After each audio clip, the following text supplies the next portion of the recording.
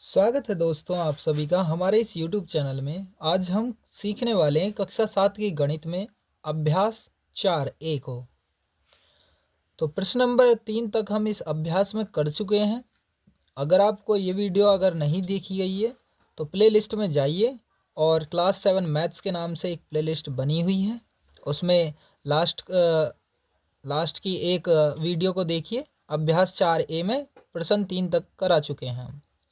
अब प्रश्न 4 से स्टार्ट करेंगे और ये जो क्वेश्चन दिए गए हैं 3 क्वेश्चन 4, 5, 6, इनको बहुत ही आसानी से आपको समझा देंगे, ठीक है, जिससे आप एक बार में ही समझकर इनको सॉल्व कर सकते हैं, ठीक है। तो स्टार्ट करते हैं। प्रश्न नंबर 4, प्रकार की सहायता से 4 सेंटीमीटर त्रिज्या का एक वृत्त खींचिए। वृत्त पर एक जीवा खींचिए और वृत्त के केंद्र से जीवा के मध्य बिंदु की दूरी मापकर ज्ञात करिए। बात समझते हैं। यहाँ से लेके यहाँ तक की लाइन को पूरा करते हैं, क्या कहा गया है, और उसके बाद आगे बढ़ेंगे। तो प्रकार की सहायता से हमें 4 सेंटीमीटर त्रिज्या का एक वृत्त खींचना है। तो प्रकार आपने देखा होगा जिसमें एक नोक होती है और एक तरफ पेन लगाने के लिए ऑप्शन होता है, ठीक है। तो उसमें एक पेंसिल लगा दीजिए और 4 सेंटीमीटर पैमाने की मदद से उसकी दूरी को नापकर और एक त्रिज्या का एक वृत्त खींचना है। किस तरह से, देखिए अब बताते हैं। प्रश्न नंबर 4 से, जैसे आपने 4 सेंटीमीटर यहाँ से लेके यहाँ तक नाप दिया, मैं सिर्फ एक अनुमान लगाकर आपको बता रहा हूँ। 4 सेंटीमीटर कम से कम भी ना बहुत होगा, ये 1 सेंटीमीटर ही होगा, लेकिन यहाँ पर इतनी जगह नहीं होगी, इसलिए मैं इसको 4 सेंटीमीटर मान लेता हूँ, ठीक है। आप पैमाने से 4 सेंटीमीटर माप लेना कितना होगा, ठीक है। अब यहाँ प्रकार की एक नोक रखिए और ये यहाँ पर पेंसिल की हो जाएगी इस तरह से। अब ऐसे करके एक सर्कल बनाना है, यानी वृत्त बनाना है। तो ऐसे करके एक सर्कल बना देंगे, ठीक है, वृत्त को बना लेंगे एक। तो वृत्त को हमने बना लिया है लगभग जैसे हम पे बना है। तो इस प्रकार हम बना चुके हैं और अब हमें क्या करना है, देखिए, वृत्त खींचिए और वृत्त पर एक जीवा खींचिए। तो वृत्त है एक, और यहाँ से लेके यहाँ तक अगर लाइन टच हो जाए परिधि से परिधि पर, तब उसे जीवा कहते हैं। लेकिन वो केंद्र से ना जाए, केंद्र से टच होकर ना जाए। ये वाली जीवा है। यहाँ पे ऐसे लाइन इस तरफ से भी खींच सकते हो, ऐसे भी, इसके पास से भी, लेकिन इससे टच होकर ना जाए। अगर टच हो गई है तो वो व्यास कहलाएगा, मतलब जीवा नहीं होगी वो, ठीक है। तो यहाँ से यहाँ तक जो है वो एक जीवा है, यानी परिधि पर टच होकर एक से दूसरे पॉइंट पर टच होने पर वह जीवा कहलाती है, ठीक है। अब ये हम जीवा खींच चुके हैं। वृत्त पर एक जीवा खींचिए और वृत्त के केंद्र से जीवा के मध्य बिंदु की दूरी ज्ञात कीजिए। यानी जीवा है एक, उसके मध्य बिंदु को ज्ञात करना है और उसके बाद यहाँ से यहाँ तक बिंदु की दूरी बतानी है। हमने यहाँ पर एक लाइन यहाँ खींची है तो थोड़ी दूरी कम हो गई। अगर यहाँ पर खींचते थोड़ी और दूरी बढ़ती, और यहाँ खींचते थोड़ी और कम दूरी हो जाती यहाँ से यहाँ तक के बीच में। तो ये अलग अलग आंसर होगा, लेकिन हम आपको बताएंगे किस तरह से करना है।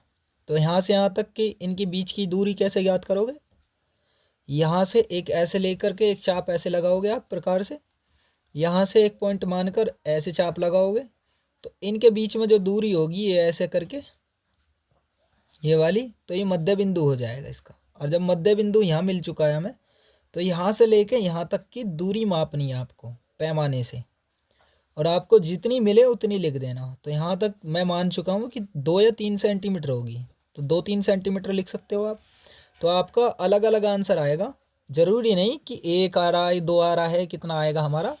तो आप इससे घबराइए नहीं, आपका अलग अलग आंसर आ सकता है। तो ये 3 सेंटीमीटर मैंने मान लिया है एक, और यही आंसर मान लिया है, ठीक है। आंसर होगा ये 3 सेंटीमीटर। अब प्रश्न नंबर 5 को करेंगे। तो 5वें क्वेश्चन पर देखिए, 4 सेंटीमीटर का एक रेखाखंड है जो पी क्यू खींचना है हमें। तो इस तक लाइन को पूरा कीजिए, उसके बाद आगे देखते हैं। तो 4 सेंटीमीटर का एक रेखाखंड पी क्यू खींचना है हमें। 4 सेंटीमीटर का क्या करना है हमें, यहाँ से यहाँ तक एक 4 सेंटीमीटर का हम क्या कर रहे हैं, पी क्यू एक रेखाखंड खींच रहे हैं। तो पी और क्यू हमारा एक रेखाखंड खींच चुका है, ठीक है। अब हमें क्या करना है, आगे देखिए आगे क्या कहा गया है, इसका लिखिए यहाँ पर, इसका लंब अर्धक कीजिए जो रेखा पी क्यू को बिंदु डी पर काटे, ठीक है। इसका लंब अर्धक कैसे होगा, यहाँ से एक चाप ऐसे लगाओगे इस तरह से, यहाँ से एक चाप इस तरह से लगाओगे, और इसका लंब अर्धक यहाँ से यहाँ तक ये जो पॉइंट हैं इनको मिला दोगे। और जब तुम इस प्रकार मिलाओगे सभी के सभी, तो यहाँ पर जो एक पॉइंट होगा इसको छोड़कर ये दोनों लाइन को मिटा दोगे, ये वाली जो लाइन ही, ये वाली और ये वाली, ये चाप जो है इनको मिटा दोगे और ये बीच वाली लाइन को छोड़ दोगे। तो ये इसका लंबवर्धक हो चुका है, ठीक है। लंबवर्धक यानी 90 का आधा, 90 इधर हो जाएगा, 90 इधर हो जाएगा, आधा आधा होगा, ठीक है। लंब का अर्धक, समझ में आया। तो इसका लंबवर्धक कीजिए, हमने कर दिया है। उसके बाद जो रेखा पी क्यू को बिंदु डी पर काटे, पी क्यू को बिंदु डी पर काटे, तो बिंदु डी इसे मान लिया है, पी क्यू बिंदु को डी पर काटे ये लंबवर्धक, ठीक है। तो डी हमने इसे मान लिया है बिंदु को। अब कह रहा है कि क्या पी डी बराबर क्यू डी है, पी डी बराबर है क्यू डी के, हाँ जी है, क्योंकि यू 2 सेंटीमीटर हो जाएगा और यू भी 2 सेंटीमीटर हो जाएगा। तो 2-2 सेंटीमीटर के हो जाएंगे, क्योंकि इसके लंब अर्धक हो चुका है, तो ये बराबर बराबर भागों में बट गए हैं। तो पी डी बराबर यहाँ लिख सकते हो, हाँ पी डी बराबर क्यू डी है। ये तो हमारी लाइन पूरी हो चुकी है। अब उसके बाद करना है, ये आपको दिख रहा है या नहीं दिखा, इस तरह से देख लीजिए। ये प्रश्न नंबर हम 5 को कर रहे हैं। तो 5 में आपको यह सभी प्रकार से समझ में आ गया होगा। आगे देखिए, पुनः पी डी त्रिज्या का एक वृत्त खींचिए और देखिए क्या यह वृत्त बिंदु पी और क्यू से होकर जा रहा है। पुनः हमें क्या करना है, दोबारा से पी और डी त्रिज्या का एक वृत्त खींचना है। तो पी और डी को त्रिज्या मान के यहाँ से यहाँ तक, डी को ऐसे त्रिज्या यानी केंद्र मान के, और पी को भी एक क्या खींचना है, वृत्त। तो इस प्रकार हम वृत्त को खींचेंगे। तो वृत्त को खींचने पे हमारे पास ऐसे एक सर्कल बन के आएगा, देखिए ऐसे, इस तरह से। तो इस तरह से हम एक वृत्त खींच देंगे, तो इस तरह से बन जाएगा। थोड़ा सा समझ गए आप। मैं अभी बिना प्रकार की सहायता से बना रहा हूँ और बिना मापन के, तो आप समझ सकते हो, आप माप कर बना सकते हो जिस तरह से मैंने इंस्ट्रक्शन दिए हैं यानी बताया है। तो एक ये सर्कल बन चुका है। तो क्या कह रहा है ये कि पुनः पी डी त्रिज्या का एक वृत्त खींचिए। तो पी और डी का हमने त्रिज्या का एक वृत्त खींच दिया है, और देखिए क्या यह वृत्त बिंदु पी और क्यू से होकर जा रहा है। बिंदु पी और क्यू से होकर जा रहा है, हाँ जी हाँ, यह वृत्त बिंदु पी और क्यू से होकर जा रहा है, बिंदु पी क्यू से होकर जा रहा है, जा रहा है। इस तरह से आप इसको कर सकते हो। ये इसका आंसर हो चुका है, ठीक है। अब एक लास्ट क्वेश्चन रह गया है, इसको भी ध्यान से समझिए और आपकी प्रश्नावली यानी 4A अभ्यास 4A जो है ये समाप्त हो जाएगी। प्रश्न नंबर 6 में देखिए, 6.4 सेंटीमीटर लंबाई का एक रेखाखंड ए बी खींचकर उसका सममित अक्ष खींचिए। सममित अक्ष होता है, सममित अक्ष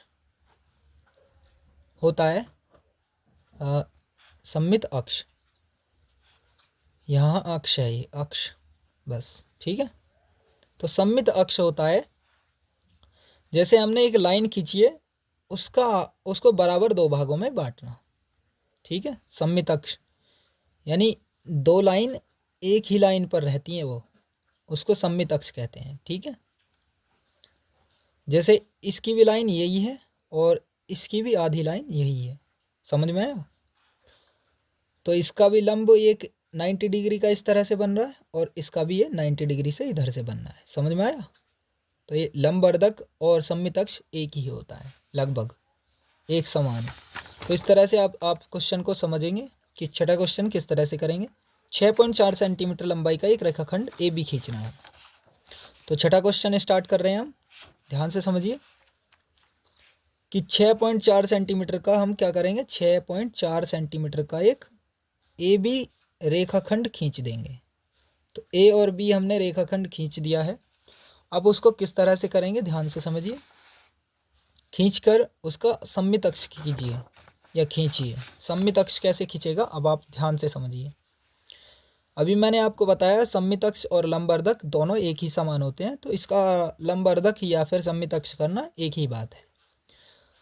तो बिंदु ए को केंद्र मानकर एक चाप इस तरह से लगाइए और बिंदु बी को केंद्र मानकर चाप इस तरह से लगाइए। तो यहाँ से ये जो पॉइंट मिल रहे हैं इनको ऐसे बढ़ाते हुए एक साथ पैमाने की मदद से लाइन को इस तरह से खींच दीजिए, ठीक है। और जब इस प्रकार खींच देंगे तो इसका एक लंबवर्धक हो जाएगा, यानी सममित अक्ष हो चुका है। तो ये 3.2 सेंटीमीटर इधर हो जाएगा और 3.2 सेंटीमीटर इधर हो जाएगा। तो ये आंसर हो चुका है। सममित अक्ष खींचिए, हाँ जी हमने खींच दिया है। इस तरह से हम इसको आंसर कर चुके हैं, ठीक है। मिलते हैं किसी नेक्स्ट वीडियो में। इस वीडियो में बस इतना ही। और अपने सभी दोस्तों को इस वीडियो को ज़रूर भेजिए और अपने दोस्तों को भेजकर कहिए कि इस चैनल को सब्सक्राइब कीजिए ताकि वह अपनी क्लासेस भी पूरी कर सकें। और मुझे जल्द से जल्द सपोर्ट कीजिए ताकि मैं आपकी क्लासेस से रिलेटेड सभी बुक्स की वीडियोज़ को जल्द से जल्द ला सकूं। लाइक ज़रूर कीजिए और कमेंट अच्छा सा कीजिए ताकि मैं मोटिवेट हो सकूं और आपके लिए एक से एक बढ़कर वीडियो को ला सकूं। धन्यवाद।